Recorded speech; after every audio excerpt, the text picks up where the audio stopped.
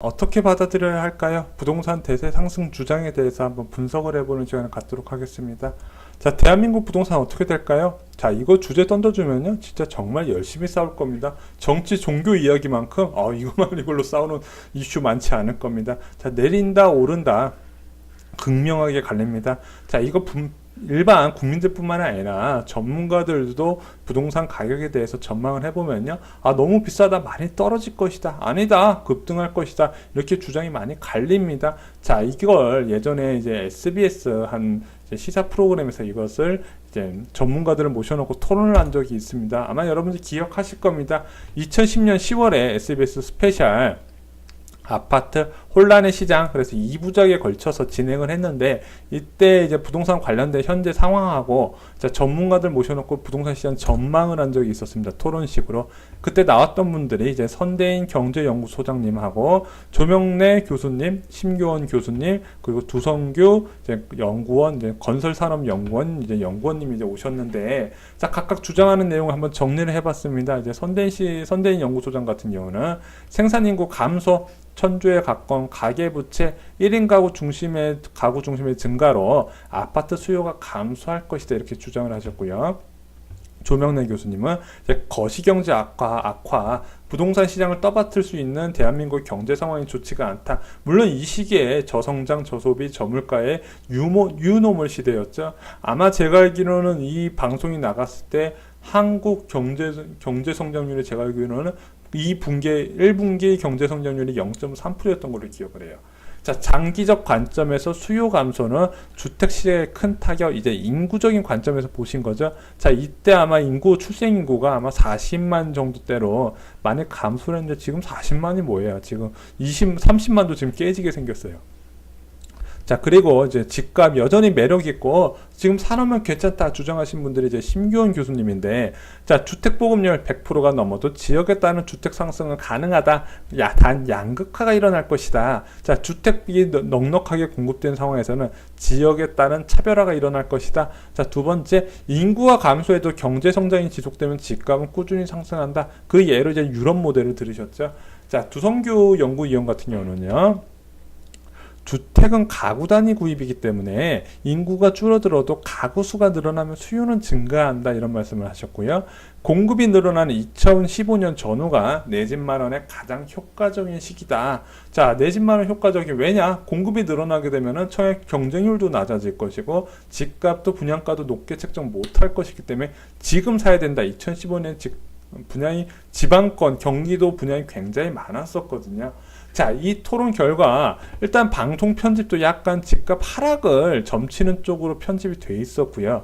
그리고 토론 결과도 약간 선대인 씨나 조명래 씨가 좀 더 논리적으로 말한 것으로 좀 전 보였어요. 근데 그럴 수밖에 없는 게, 부동산 제가 얼마 전에 이제 집값 상승 이유하고 하락 이유 5가지 한번 정리를 해봤습니다. 자, 뭐였냐? 부동자금하고 초저금리, 여전한 상승 기대 심리하고 집값 단합 처벌 규정이 없더라. 자, 수도권 주택 부족 인식, 이런 것들이 집값 상승을 기대하는 이유가 되고요.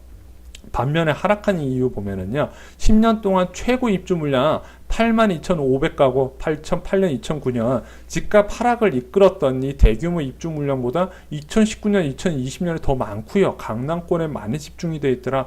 자, 투자 수요 대출 차단이 돼서 이제는 비곡주 목적의 주택을 매수할 때 대출을 받을 수가 없더라. 자, 보유세, 공시지가 현실화로 거의 3배에서 4배의 세부담이 늘어났다. 자, 분양 대기 물량 2011 이제 가을철, 자, 정말 분양가 상한제가 적용되는 북일해나 과천지식정보타운이나 가밀지구 같은 정말 알짜배기 분양이 몰려있기 때문에 굳이 기존의 비싼 집을 살 필요가 없다. 자, 가격 피로가, 자, 연봉 1억짜리도 강북의 주택 신축 아파트 살려고 그러면은 25년 정도 모아야 되더라. 이게 말이 되는 가격이 아니지 않냐. 자, 보시면요, 하락을 주장하는 쪽은 구체적인 수치를 제시를 할 수 있어요. 자, 이런 이유 때문에 집값이 떨어질 것이다. 하지만 집값을 상승을 기대하시는 분들은요, 과거에 상승해왔고 앞으로도 꾸준히 상승해왔기 때문에 더 오를 것이다. 시중에 부동자금이 있어서 그쪽으로 흘러들어올 것이다. 그 부동자금이 몇 프로가 들어올 것인가 정확하게 수치를 제시할 수는 없어요. 하지만 집값은 올랐거든요. 자, 그래서 논리적으로 보면 하락이 맞는데 항상 집값이 반대로 2015년 이후에 지금까지 거의 급등을 거듭했죠. 자, 그럼 여기서 이제 하락을 주장하셨던 선대인 연구소장님은 잘못된 주장을 하신 거니? 아니에요. 이분이 항상 틀렸다는 게 아닙니다. 자, 이분 2008년에 MBC 뉴스에 출연하셔서 인터뷰한 게 기억이 나는데, 자, 이미 강남권 아파트가 하락세에 접어들었고 높게 형성된 현재 부동산 가격은 유지되기 힘들 것이다. 자, 많은 재건축 사업자들이 투자 대비 사업성을 잃어가고 있어서 여기에 대한 하락도 점점 커질 것이다, 이렇게 예상 인터뷰를 했었거든요. 실질적으로 이번 인터뷰 이후에 집값 추이가 굉장히 이제 폭락, 거의 32%까지 폭락을 했어요. 자, 신축 아파트가 32% 폭락했죠. 재건축 아파트는 마이너스 42%까지 폭락을 했습니다. 자, 그리고 나서 이렇게 이제 폭락을 예상하고 나서 이제 2015년에 나와서 방송에 이제 나오셔서 아직까지 더 떨어질 가능성이 있다, 이렇게 전망을 하셨는데 시장이 반대 방향으로 흘러갔죠. 자, 그럼 물론 이분은 이제 굉장히 이제 뭐 저랑 비교할 수 없을 정도로 이제 많은 이제 학업을 하시고 이제 사회적으로 명망이 있으신 분이긴 한데 조금 아쉬운 부분이 있긴 해요. 자, 왜냐면 이제 부동산 환경이 많이 바뀌었거든요. 어떤 게 바뀌었냐? 그동안에 이제 대출 규제, 대한민국에서 좀 강하게 대출 규제를 했었는데 LTV하고 DTI 모두 완화를 했습니다. 언제? 2014년에. 자, 그리고 금리도 2.5%에서 마이너스 1.25%로 거의 반토막을 내놨죠. 자, 그러다 보니까 대출 금리가 2.5%대였어요. 자, 2.5%대 대출 금리 어디서 봤죠? 일본의 경제 이제 부동산 거품이 가장 심했을 때 대출 금리가 2.5%였어요. 자, 그러다 보니까 시중에 자금이 부동산 말고 갈 곳이 없는 거예요. 왜냐? 경제는 이제 뉴노멀이라 해서 안 좋죠.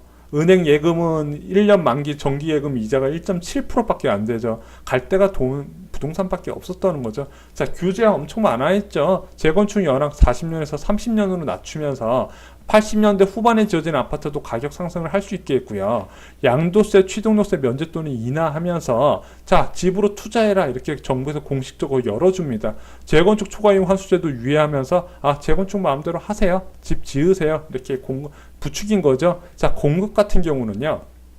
이건 제가 제일 마음에 안 들어 하는 건데, 공공분양 축소, 보금자리 주택, 신규 지정을 중단을 합니다. 자, 정부 주도의 주택 공급을 포기를 하는 거죠. 이게 아마 제가 알기로는 박근혜 대통령 취임 1년 안에 일어났던 일입니다.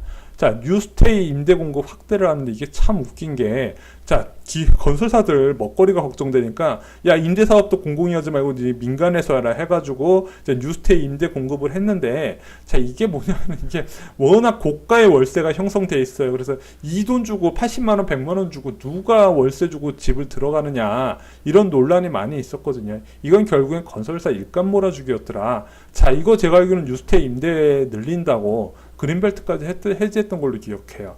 자, 행복주택 축소, 그나마 비중이 작았던 뭐 원룸이든 투룸이든 공급했던 행복주택도 축소를 발표해요. 왜냐? 집 사라고. 자, 이런 식으로 부동산 환경이 빠르게 바뀌어 갔어요. 자, 이거 규제가 대부분 언제 바뀌었습니까? 2014년에 완화됐죠. 그럼 2014년 집값이 급등했나요? 아니에요. 2015년부터 급등했어요. 2014년에도 오르긴 올랐는데 그렇게 많이 안 올랐거든요. 그 이유는 뭐냐? 입주 물량이 많았어요. 그 전에 비해 입주 물량이 월등히 많았어요. 이상하죠? 자, 분명히 부동산 경기가 안 좋았던 시기에 공급을 했을 건데, 분양이 잘 된다, 입주가 많았습니다. 자, 여기서 중요한 정부의 택지 공급 역할이 나옵니다. 자, 이 시기에 마곡지구하고 강남권 보금자리가 입주가 집중이 돼 있어요. 자, 그러다 보니까 자, 2014년에 각종 규제를 풀어도 집값이 그렇게 많이 급등하는 이유는 입주 물량이 많아서, 하지만 그 이후로 앞뒤 전후로 해서 2만 가구 수준으로 공급이 되다 보니까 아, 서울 지역의 주택 공급이 부족하다. 제가 볼 땐 적어도 3만 가구 이상이 꾸준히 공급이 돼야 돼요. 그래서 집값을 하락시켰던 시기를 보면은요, 아무래도 입주 물량이 많아요. 입주 물량이 많아요.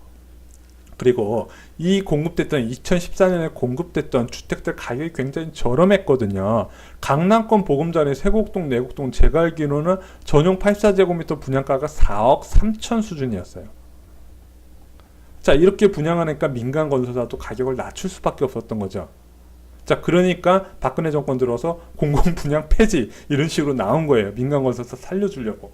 자, 그래서 그 이후에도 이제 2014년 얘기가 잠깐 흘러갔지만 2014년 이후에도 입주 물량이 부족하면서 집값이 어느 정도 오르겠구나 예상할 수 있던 부분이 있었고요. 전세 가격이 빠르게 올라가니까 이 전세 가격이 매매 가격을 끌어올릴 수 있다 이렇게 예상이 가능했던 부분이 있습니다. 자, 그러면요 일단 그 과거 얘기는 끝나고 앞으로 볼게요. 자, 그동안 실컷 잘 오르지 않았습니까? 거의 2013년부터 이제 2014년부터라고 봐야 되죠. 한 지금 5년 정도 끊임없이 올랐습니다. 자, 그러면 이제 부동산 환경이 다시 바뀌어요. 어떻게 바뀌냐? 대출 규제가 강화됩니다. 얼마나 강화되냐? 규제 지역 내 비거주 목적의 대출이 아예 차단되고요. 무주택자들도 공시지가 9억 이상 주택은 대출이 안 됩니다. 내가 들어가서 살 게 아니면은. 자, 그럼 재건축 아파트 같이 비거주 목적으로 투자하는 주택 형태가 타격을 많이 받겠죠. 자, 강남 아파트 같이 투자 수요가 많은 지역이 타격을 많이 받겠죠. LTV 기준 강화되고요. DSR 기준도 적용이 됩니다. 자, 금리 1.5% 사상 초저금리에서 이제 서서히 올라가는 분위기로 바뀌었습니다. 자, 지금 10월이나 11월 인상설이 나오는데 8월 금통위 회의록을 보니까 자, 그 전달보다 금리 인상을 주정하는 금융통화위원이 1명에서 3명으로 늘어났어요. 다음 금통위의 인상 시기가 잡힐 가능성이 큽니다. 자, 앞으로 장기적으로 미국 시중금리를 따라갈 확률이 큰데 지금 미국의 10년물 국채금리가 3%가 넘었어요. 자, 이것이 계속해서 진행되면 3.5%, 3.75%, 4%까지 오르겠죠. 그럼 한국도 결국엔 따라갈 수밖에 없다. 그 속도의 문제지 결국에는 흐름은 같이 할 수밖에 없다. 이렇게 예상을 합니다. 자, 규제 같은 거 재건축 초과임 환수제 다시 시행이 됐고요. 안전진단 강화해서 재건축 연한 줄였던 거를 다시 원상복구를 시켰습니다. 양도세 중과 4월부터 시행됐고 종합부동산세 중과제도 이제 법 개정 후에 세법 개정 후에 시작이 될 겁니다. 여기에 더불어서 공시지가 인상까지 더불으면은 지금보다 3배에서 4배 정도의 세율이 인상되는 안이 나옵니다. 자, 이 종부세가 왜 무서운지 말씀드렸죠. 일본 집값 급등하고 나서 폭락할 때 이 종부세의 역할이 더 컸다. 가격을 더 폭락시키더라. 왜냐? 버티는 사람한테 못 버티게 만드니까 폭락을 시키는 거예요. 자, 세 번째, 임대사업자 규제 강화해서 빠져나갈 구멍을 만들지 않은 거죠. 자, 공급적인 면도 이제 잘 보셔야 돼요. 2019년, 2020년 서울에 89,000 가구가 입주를 하는데 2019년에 거의 48,000 가구 중에서 반 이상이 강남 4구에 집중되어 있어요. 강남권 입주 물량이 많기 때문에 강남 집값이 오르려면 전세가나 매매 전세 가격이 역전세난에 의한 가격 하락이 예상되는 부분입니다. 자, 두 번째, 수도권에 30만 호 신규 택지 공급하면서 저렴한 가격에 또는 임대나 분양을 정부에서 주도하에 괜찮은 지역에 공급한다고 계속 언론이 나오고 있어요. 그런 실수요자 입장에서 좀 기다려볼 수도 있는 거죠. 자, 세 번째, 2016년까지 수도권 지역에 100만 호 주택이 공급이 됩니다. 자, 이게 역사상으로 제가 알기로는 3년에 수도권에 100만 호가 공급된 적 그렇게 많지 않을 겁니다. 적어도 1990년 이후에는 없다고 보셔도 돼요. 자, 이렇게 부동산 환경이 대출 완화에서 규제로 강력한 규제로 바뀌었고 금리가 초저금리에서 이제 기준금리 인상으로 바뀌어가는 추세고 규제가 완전 풀어준 거에서 완전 강화로 바뀌었습니다. 자, 공급도 공급 축소에서 확대 전략으로 확실하게 노선을 갈아탄 상황이죠. 자, 그러면요. 과거에 집값 급락하고 나서 이제 집값이 이제 폭락을 하고 나서 여러 가지 부동산 환경이 바뀌어서 오는 상황이 됐지 않습니까? 그럼 우리가 생각을 해봐야 돼요. 자, 저금리 대출 확대, 공급 축소, 규제 완화 등 다양한 부양책이 오늘의 집값을 만들었어요. 이건 분명히 이제 옳은 건 인정을 해야 돼요. 자, 그럼 앞으로는 어떻게 될 것인가? 자, 모든 조건이 반대로 가고 있는데 아직도 집값을 상승한다고 생각하나요? 그건 여러분들이 생각하실 문제예요. 자, 물론 부동산 상승은 논리적으로 설명이 안 되는 부분이 있지만 여러 가지 기준이 있잖아요. 자, 10년 전 집값 폭락을 이끌었던 부분이 지금은 왜 안 하고 계속 상승만 하게 될 것인지 적어도 방송이나 신문사에 내가 수요자한테 조언을 한다고 권할 때, 투자를 권할 때는 그 정도 이유, 10년 전에 이러한 이유로 폭락을 했었는데 이번에는 폭락 안 하고 집값이 계속 오를 것이다. 이렇게 다양한 이제 부동산 시장이 안 좋은 규제들이나 투자 환경이 나오는데도 이번에 그래도 오를 것이다. 그런 그럴싸한 이유가 좀 나왔으면 좋겠다 이렇게 생각을 합니다.